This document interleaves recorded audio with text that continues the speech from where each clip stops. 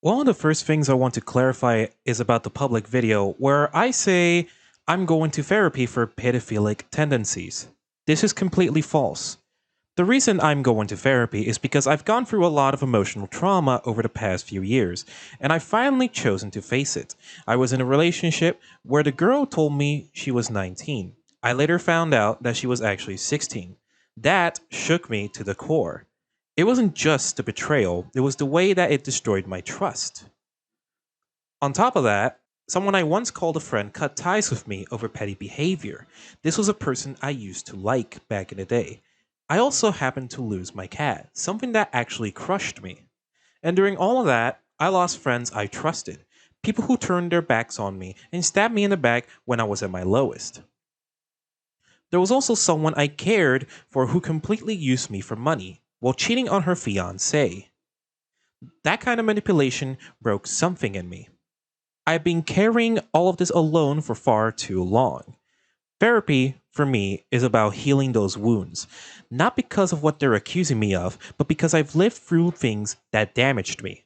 So, no, I am not in therapy for what they say I am. I am getting help for the trauma I've actually endured. Next, I need to speak directly to the accusation of grooming, because that's one of the most damaging and dishonest things being said about me. The conversations we referred to were not grooming. When I first met Teddy, we were friends. I actually looked out for her and cared for her well being. I even felt uncomfortable with some of the questions she asked me, questions that were NSFW in nature, despite the fact that she was underage. Yes, I answered one of those questions, and in hindsight, I shouldn't have. But I answered honestly, not sexually. That was a mistake of judgment, not malice or grooming. There was also a moment where she asked, if you could be with anyone, who would it be? And I responded with the word, it could be anybody that I want. It could even be you, for all I know. That statement was not about Teddy. It was a general answer, not a romantic or sexual implication toward her or anyone else, especially not a minor. I never wanted a relationship with Teddy, not sexual, not romantic. That was never my intent, never my desire, and never part of the reality. And to be absolutely clear, I do not like minors. I am not a pedophile. That's not who I am. And anyone trying to twist my words into that narrative is doing so out of context, dishonesty, or with malicious intent. There was also the little entrapment session where I had someone backing me up for that. They were the ones handling all the messages, not me. Another thing I need to correct is the claim that I attempted to dox someone, that I somehow try to ruin someone's life by revealing personal information. That is simply not true. I do not have the tools, the resources, or even the intent to dox someone. That is not who I am. I am not a doxer. I'm not someone who digs into people's private information, and I certainly would never put someone in danger. The truth is that there was someone else involved, someone known as The Drink, who made doxing threats. And I want it on the record, I told him that what he was doing was unacceptable. I didn't participate. I didn't help. I told him outright that this was wrong. There was also another claim where the op block admitted that I was trying to dox him. Problem is, though, is that this was a incorrect information due to the fact that there was another op block that just happens to have their information public in a completely different page where you can buy merch off of. When I realized this was incorrect information, but in no way, in shape, or form was this a dox, due to the fact that it lacked addresses, it lacked full names, it lacked everything. I am not a violent person. I don't want to harm anyone. I've never wanted to scare someone or make them feel unsafe. That's not how I operate, and anyone claiming I was trying to dox someone is either misinformed or intentionally twisting the story. In the public video, I said that I faked my own death, and that much is true. But what's missing is the why, and that's important. I didn't do it for attention. I didn't do it to manipulate people. I did it because I was being relentlessly harassed by the very individuals who are now demanding that I confess. They were making videos about me. My social media was flooded with hate. My content was collapsing. My views tanked, and everything I built was falling apart. Then it got worse. I got doxxed. My private information was leaked. I no longer felt safe. And when that happens, when you feel like the walls are closing in and everyone wants a piece of your pain, you look for the exit. Faking my death wasn't a plan. It was a desperate escape from a situation that felt inescapable. I felt like it didn't belong anywhere online. I felt like my life was in danger, and honestly, I still do. I now know that it hurt the people who cared about me, most of which my former subscribers and followers. And for that, I am sorry. But I need people to understand. I didn't disappear to hurt others. I did it because I couldn't handle the trauma and fear anymore. There's also a claim that I use alternate accounts to harass people, and I want to clarify what actually happened. Yes, I did use alternate accounts, but not for harassment. These accounts were made as a way for myself and sometimes others working with me to gather information, especially when we weren't welcome in certain communities or wanted to quietly observe ongoing situations. In many cases, these alts were used to enter servers or spaces where I could monitor what was being said about me or others. I was doing this to collect information, sometimes for research, sometimes to understand where criticism was coming from so I could improve. The goal was never to attack anyone. These accounts weren't used to spread hate or incite anything. They were used for observation and self protection. If I saw misinformation, I might document it. If I saw criticism, I'd consider it. It's easy for outsiders to look at this and call it creeping or spying. But in a hostile environment where people were targeting me and my friends, it was a way to stay informed and safe. In my public video, I apologize for calling people like FPS Diesel and Apple Ina groomers. But I want to give the full story here, because the context has been stripped away to serve someone else's narrative. Starting with Diesel, yes, I did use the word groomer, but I didn't mean it in the way people are twisting it. I never said he was a pedophile. I never accused him of being attracted to kids. The word grooming has more than one meaning, and I was using it in the broader, dictionary-defined sense, referring to how he manipulated his audience to turn on me. He was directing people to harass me, leave hateful comments, and spread lies about me. That kind of audience manipulation is toxic, and I call it out using that word. But again, not pedophilia, not child abuse, that was never the accusation. As for Apple iNut, some people have claimed I accused him of grooming as well, but that's another misrepresentation of my words. What I was actually referring to was a larger issue I've been talking about involving a well-known creator, ONG It's Birdman.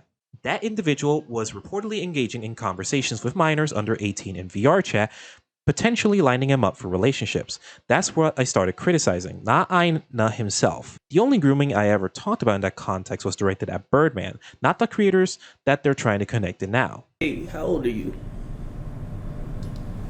17. 17. You turn 18 this year? Yeah. Okay. A little pre-order? You ever been pre-ordered? Wait, what happened? Why'd you back up? Hello? What are you doing? My mic. Huh? Oh, there goes my mic. Are you good? My mic Your sometimes mic. dies on me. Oh, okay. Wait, come here. Come over here. No. Yeah, come here, hit this button. Oh, I'll let the timer run out. No. They don't run. What? I know that these claims are actually supposed to be a joke. This is supposed to be for comedic purposes. However, this is not edgy. This is not edgy humor. This is disgusting humor, and it's not acceptable. I want to be honest about my language, but I also want to be clear. People are twisting what I've said into things I didn't say, and assigning meanings that were never intended. In the public video, I say I'm leaving the internet permanently, that I won't interact with the content creators again, and that I want to disappear. But here's the truth. I was forced to say that. The same people who've been harassing me, friending me, and demanding this public confession made it very clear. If I ever mention their names again, even in passing, they will make it their mission to dox me, stalk me, and ruin whatever's left of my peace. They said they spread my personal information like wildfire, track my every move, and flood the internet with content about me designed to destroy my reputation. That is not freedom. That is coercion through fear. So yes, I said I was leaving, but only because I felt like I had no choice. I'm not running because I want to. I'm being pushed off the internet by people who have shown nothing but malicious intent. If you ever see someone use my public video as proof that I admitted guilt or left voluntarily, remember this video. This is the truth. That video was made under pressure. This one is me speaking for myself. In the video, I claimed I was wrong about Mr. T Lexified and apologized for calling him innocent. I need to be clear here. That statement does not reflect my actual beliefs or the truth as I understand it. Based on what I've seen and what Lex himself has shared, including in his video titled My Ex, I do not believe he is a groomer. Lex and Reagan McNulty, also known as Pure Softy, met when he was 17 and she was 15. The relationship began when he was 18, and for what Lex described, it was non-sexual. He has consistently said that he avoided any sexual conduct while she was underage, and I have seen no credible evidence to contradict that. In fact, when Reagan turned 18, she was the one who expressed a desire to move the relationship in a sexual direction, not Lex. That context is very important, and it's being left out by people making these accusations. Furthermore, there are questions about Reagan's own behavior that have not been examined with the same scrutiny. For example, Lex mentioned that she has been involved with someone younger before turning 18, yet that part of the story is largely ignored. Through the fact that Reagan has wrote in her diary about the 17-year-old named Lawrence. I've been also called a Lex defender or orbiter, but that's just not accurate. I haven't actively followed Lex's content in years.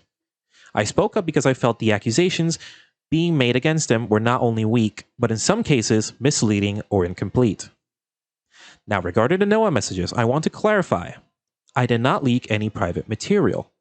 The images and messages in question were already available online before I ever shared them in my video, just like others do, including well-known commentary pages on X who regularly post people's public activity without asking for permission. I use those posts for context. If they're allowed to do that, then why am I being singled out for the exact same behavior? It's clear that this is about control and hypocrisy. The same people accusing me of being unethical are doing the very things that they claim to hate. I reposted content that was already public and suddenly I'm the villain? If something is already publicly posted on the internet, then referencing it, especially to provide context or commentary, is not inherently wrong. It's something these very same critics do themselves. So when people say I should have asked for permission, I asked, why is that rule only applied to me? The same individuals calling me out are often doing the same thing. That's not accountability, it's selective outrage. I also want to be clear. I shared what I believed to be public information because I thought it was relevant. I didn't fabricate it. I didn't twist it. And I didn't do it to attack anyone personally. I did it because I believe people deserve the full story. I stand by my belief that Lex is not what some people have accused him of being, and that much of the criticism I received over this has come from people more interested in shaming than in truth. If we want to approach the situation fairly, considering the accusations that both Lex and I have committed a felony, apparently, let's shift the focus to Cameron F305, who is one of those people. While I do believe Cameron is innocent regarding the rape allegations that Jelly, also known as Anne, Jane, etc., has made against him, there are significant issues I need to address. In fact, I find myself agreeing with many points raised by the anti-commentary community on this matter. To begin with, why did Cameron falsify police records concerning his former roommate, Crexa? In the original police report, although some details were redacted, it's clearly mentioned that a Crexa exhibited violent tendencies and was considered a potential threat. However, Cameron altered this document, manipulating the information to portray Crexa in an even worse light. The extent of this doctored content is, quite frankly, some of the most unethical and deceitful content I ever come across. Because if anything, the original report said that it was Cameron's roommate, a black individual who was 19 at the time, if I'm not mistaken, who was showing those violent tendencies. I understand and sympathize with the fact that Crexa scammed people and fled with the money, which is unfortunate. But Cameron's act of falsifying official police records is a serious matter. It not only demonstrates that he was willing to lie about Crex's behavior, but it also means that Cameron knowingly committed a felony to bolster his own narrative of innocence. Additionally, there is footage circulating of Cameron grabbing Crexa by the face. I'm gonna destroy her. What? What the fuck? At first glance, it seems playful, and I initially thought nothing of it. But then I recalled what Cameron told me. That the clip was taken out of context and that Crexa has done the same to him previously. If that's true, where is the full stream? Or where is the complete footage to prove it? Or where is Krexa to confirm all of this? Cameron claims he doesn't have it, which I can understand to some extent. However, if Krexa never actually pressed his face before, then Cameron's actions were seriously inappropriate. To be clear, by falsifying police records, Cameron violated Florida Law 837, Section 5. It doesn't matter that he may have obtained the original document or report through the Freedom of Information Act. Altering official documents is a criminal offense. This fact alone undermines any defense based on his innocence in the other allegations. In another part of the situation, there's the involvement of FPS Diesel, ironically, the same person who essentially sparked this entire ordeal. According to the research, he has stalked one of my friends who was only 19 years old at the time. She has described his behavior as unsettling and disturbing, to the point that it had made her feel uncomfortable. He has stalked her on his livestream. What made things even worse is that after Diesel spoke publicly, some of his followers began targeting her. They left harassing comments under her posts and even sent her unsolicited messages through direct DMs. This was completely unacceptable, and even if Diesel didn't directly instruct anyone to do this, his actions and influence led her to being targeted by a wave of online harassment. And the most unjust of it all, this young girl had done absolutely nothing wrong. Her only connection to me was that she once created a GIF for me for one of my old profile pictures. She did not deserve to be dragged into this or treated this way. Diesel has even went far as admitting that he had been stalking me for several months. However, he tried to downplay the seriousness of it by carefully rephrasing his actions, saying something of the lines of, "We've been monitoring him for months." Is Scarlet Reaper, who we've been keeping tabs on for the last few months. Despite the subtle wording, this clearly falls under the definitions of both cyber harassment and cyber stalking. It's not only invasive, but also very and deeply unsettling. There's something inherently disturbing about someone obsessively tracking your online activity over an extended period of time. This kind of behavior crosses the line from criticism or commentary into something far more personal and inappropriate. And it violates laws around online harassment and digital surveillance in most parts of the world. They stalked profiles, sent unsolicited messages, and made my friends feel unsafe. Some of them have since distanced themselves from me, not because I hurt them, but because they were scared and exhausted by the drama. They've watched me from the shadows while trying to pretend to be morally superior, and now they're using the information they've gathered to control me, twist the narrative, and push me into making a false public confession. I also want to say this clearly.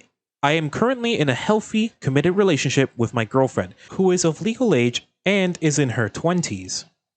We're both aware of what's happening, and we're not willing to tolerate this kind of harassment, false accusations, or manipulation any longer. We see it for what it is, a toxic smear campaign, and we're standing strong together through it. This is my truth. This is my side, and I'm not ashamed to speak it. So with that, if you're an agent looking for this recording, if you're a lawyer who are also watching this recording, or someone else who actually is looking at the recording and wants to look at the truth, here it is. I am not a pedophile. I was never sexually attracted to minors. These people had made me admit to a false confession. I was coerced. There was no way in hell I volunteered to say all this shit. I had to say it in order for myself to be safe. I was afraid. I know it's hard to trust me, but please, the time to trust me is now. These malicious actors will not stop until they get what they want. And that is me probably dead. So yeah,